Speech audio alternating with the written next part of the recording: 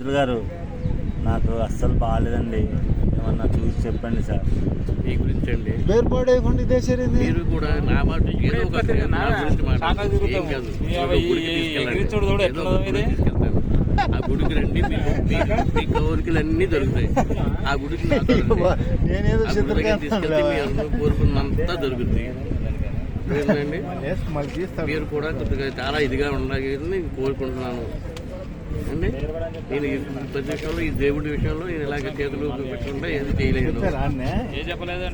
ఇకపైన మీ గురించి కూడా ఎక్కువగా గుడికి తీసుకెళ్ళి మిమ్మల్ని ఎంతవరకు చేయాలో అంతవరకు చేయించి మీ ఊరు నాకు ఇది చేస్తాను. అంతకంటే నేను ఇంక చెప్పలేదు. నాకు ఫ్యూచర్లో డబ్బు వచ్చే అవకాశం ఉందా పంతులు గారు?